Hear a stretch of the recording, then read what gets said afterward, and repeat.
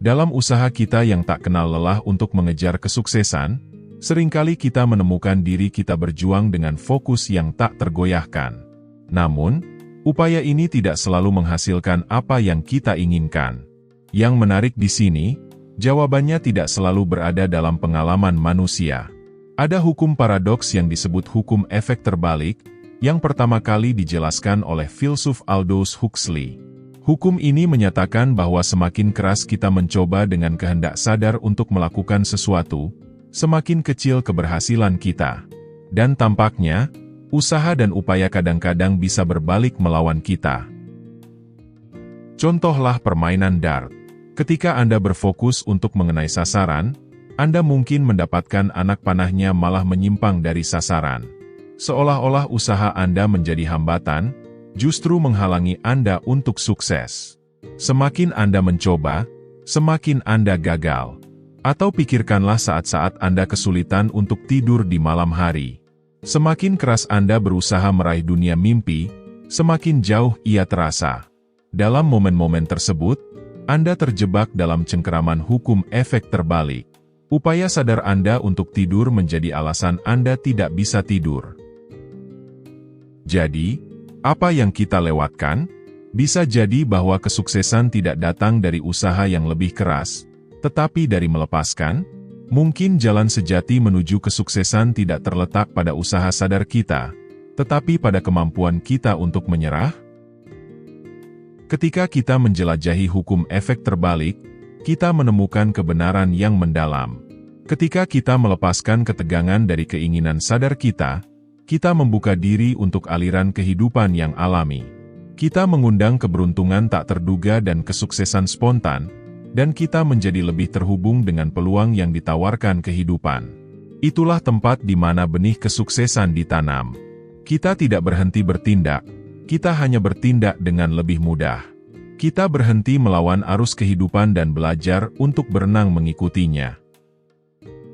Dalam video ini, kita akan membahas secara mendalam mengenai hukum efek terbalik. Kita akan membicarakan implikasi prinsip yang kontraintuitif ini dan memberikan wawasan tentang seni pencapaian yang tanpa usaha. Dengan memahami hukum ini, kita dapat menemukan keseimbangan antara usaha dan penyerahan diri, serta menemukan rasa pemenuhan yang lebih dalam. Dalam karya klasik yang tak terlupakan Herman Melville, Moby Dick, Kapten Ahab menjadi terobsesi dengan pengejaran ikan paus putih yang telah merenggut kakinya. Tekad Kapten Ahab yang tak kenal lelah untuk menangkap Moby Dick membawanya dalam perjalanan tanpa henti melintasi lautan.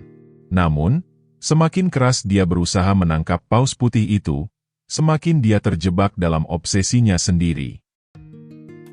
Meskipun awak kapal khawatir, Kapten Ahab terus maju, tanpa tergoyahkan oleh peringatan dari ahli ikan paus yang berpengalaman dan nasihat bijaksana Starbuck, rekan pertamanya. Kegigihan Kapten Ahab pada ikan paus putih membutakannya terhadap keindahan alam dan kebersamaan dengan krunya. Saat kapal terus berlayar, obsesi Kapten Ahab semakin kuat, dan tindakannya menjadi semakin tidak menentu. Sepertinya dia tidak peduli dengan apapun selain pengejaran paus. Awak kapal mulai mempertanyakan kewarasannya dan tujuan perjalanan mereka. Kisah Kapten Ahab mengilustrasikan hukum efek terbalik. Keteguhannya untuk menangkap Moby Dick menjadi alasan utama kehancurannya. Dalam pengejaran yang tanpa henti, dia kehilangan pandangan atas tujuan yang lebih luas dari perjalanannya, dan nilai dari hubungan yang dia bentuk dalam perjalanan itu. Obsesinya pada ikan paus putih akhirnya menyebabkan kehancuran kapal dan kehilangan awak kapalnya. Kata-kata bijak dari Lao Tzu, mereka yang berusaha untuk mengungguli orang lain, akan meredupkan cahaya mereka sendiri. Dalam kasus Kapten Ahab, upayanya untuk menaklukkan Moby Dick menghabiskan seluruh keberadaannya. Dia menjadi tawanan ambisinya sendiri, dan kehilangan koneksi dengan dunia di sekitarnya. Kita sering diajarkan bahwa usaha dan ketekunan yang tak kenal lelah adalah kunci kesuksesan. Namun, ada saat-saat ketika upaya keras kita dapat menjadi kontraproduktif. Ketika kita begitu fokus pada satu tujuan sehingga kita kehilangan pandangan dari konteks yang lebih luas dari kehidupan kita, kita berisiko terjebak dalam obsesi kita sendiri. Penting untuk diingat bahwa hidup adalah perjalanan, bukan tujuan. Pengejaran sebuah tujuan tidak boleh membuat kita buta terhadap nilai hubungan yang kita bentuk dan keindahan dunia di sekitar kita. Dengan belajar melepaskan kebutuhan kita akan kendali, dan membiarkan diri kita terbuka pada aliran alami kehidupan, kita akan menemukan rasa pemenuhan dan keseimbangan yang lebih dalam. Pada akhirnya, ukuran kesuksesan kita yang sebenarnya bukan terletak pada pencapaian yang kita kumpulkan, tetapi pada kualitas hubungan yang kita bentuk, dan kekayaan pengalaman yang kita nikmati dalam perjalanan hidup.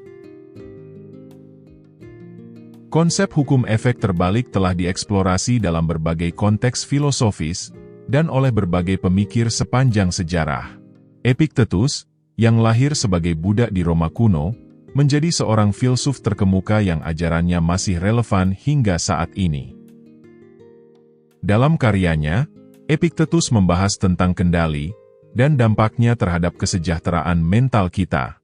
Dia berpendapat bahwa berusaha terlalu keras untuk mengontrol hal-hal di luar kekuasaan kita pada akhirnya akan menyebabkan kecemasan dan frustrasi.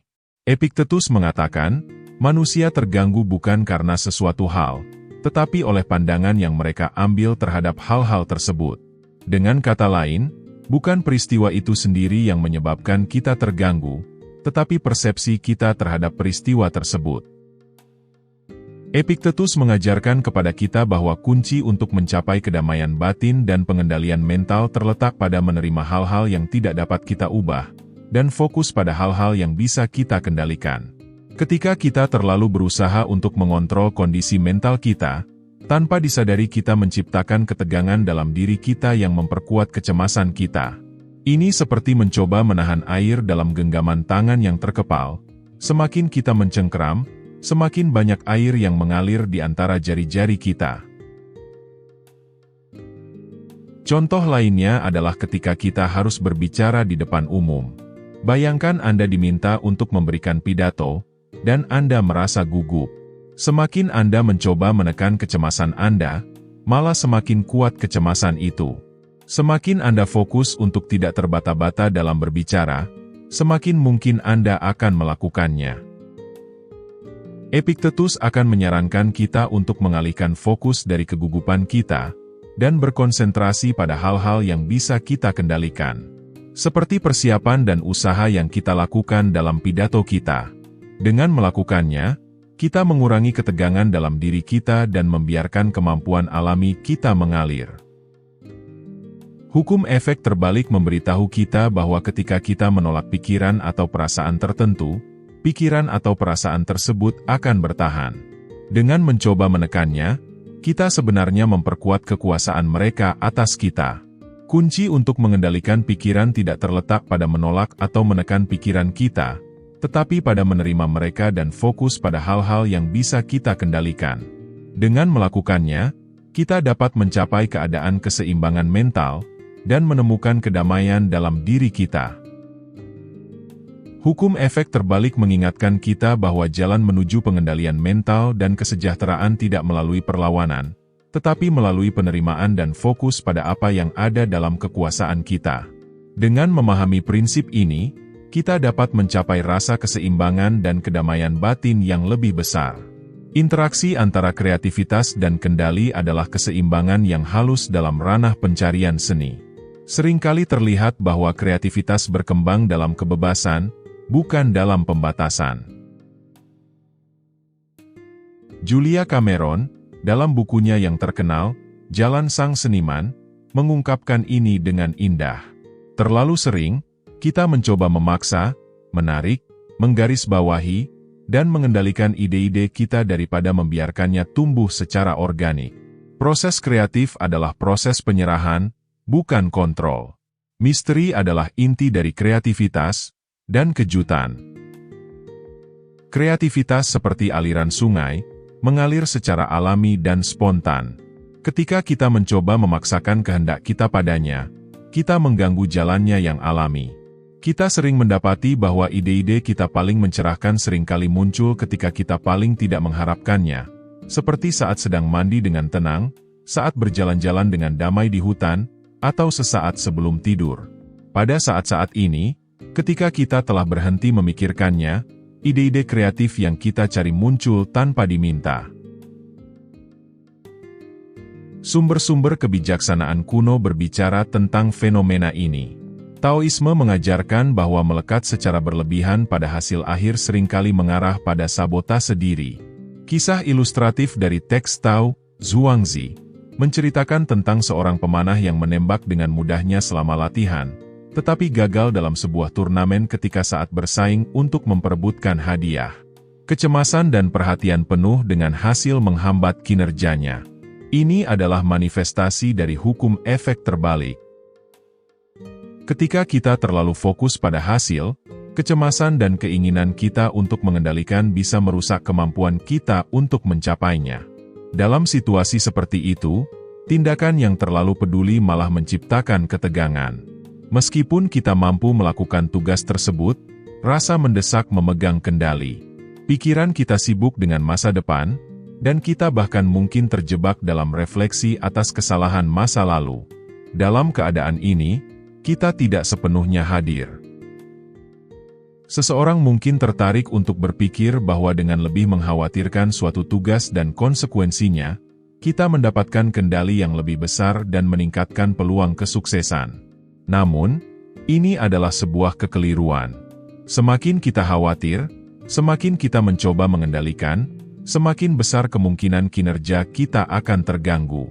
Hukum efek terbalik mengajarkan kepada kita bahwa kekhawatiran yang berlebihan terhadap kesuksesan seringkali membuatnya semakin sulit dicapai. Dalam kata-kata kebijaksanaan Tao, dengan melepaskannya, segalanya akan terlaksana. Ketika kita melepaskan keinginan kita untuk mengendalikan dan menyerahkan diri pada aliran kreativitas yang organik, kita mengundang yang tak terduga dan membuka pintu bagi ekspresi artistik yang autentik. Daripada menghalangi kemajuan kita membiarkannya berkembang secara alami. Penganut Tao menyadari paradoks bahwa berusaha untuk sesuatu kadang-kadang bisa menjadi kontraproduktif. Daripada berusaha dengan keras, mereka menganjurkan untuk Wu Wei, atau tindakan tanpa upaya.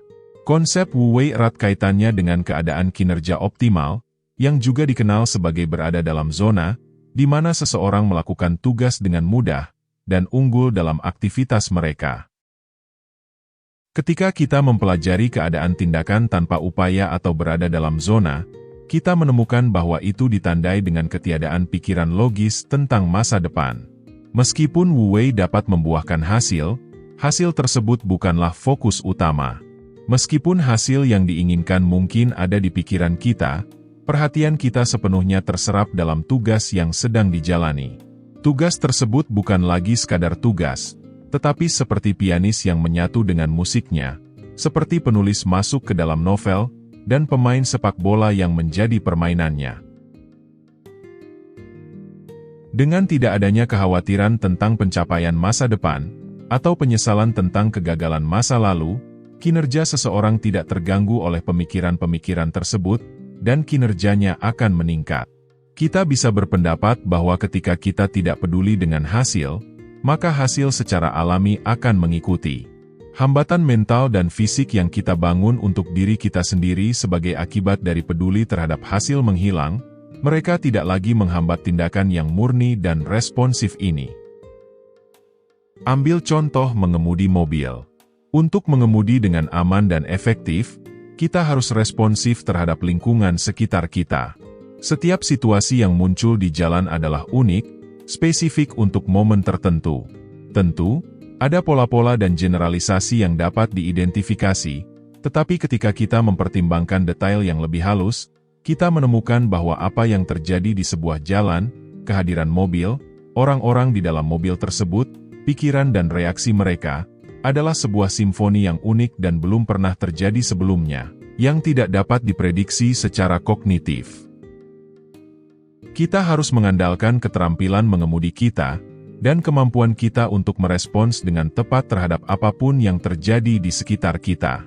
Dalam upaya kita untuk mengendalikan masa depan, pikiran kita seringkali menghasilkan prediksi-prediksi yang rinci, dan berulang kali memainkan skenario-skenario ini, dan respons kita terhadapnya. Namun, ketika momen yang diantisipasi tiba, kita mendapati bahwa rencana-rencana rinci yang telah kita buat seringkali tidak berguna. Selain itu, pemikiran-pemikiran dan persiapan mental ini menghambat kemampuan kita untuk bereaksi terhadap apa yang sebenarnya terjadi. Dengan melepaskan diri dari pemikiran-pemikiran ini, kita membuka diri kepada lingkungan, memungkinkan kita untuk merespons peristiwa nyata, dan bukan prasangka kita mengenai apa yang mungkin terjadi. Semakin kita peduli tentang sesuatu, semakin cenderung kita khawatir dan memikirkan hal tersebut. Pikiran-pikiran ini kemudian dapat menghambat kemampuan kita untuk bertindak secara efektif, sejalan dengan hukum efek terbalik. Dengan melepaskan kekhawatiran kita tentang hasil, kita lebih mungkin mencapai hasil yang diinginkan. Hasil tidak diperoleh dengan pemikiran yang konstan atau keinginan yang kuat, mereka dicapai melalui tindakan. Semakin kita terpaku pada hasil yang diinginkan, semakin kecil kemungkinan kita untuk bertindak dengan cara yang membantu kita mencapai tujuan kita. Sekian untuk video kali ini. Semoga bermanfaat dan menambah wawasan. Terima kasih sudah menonton.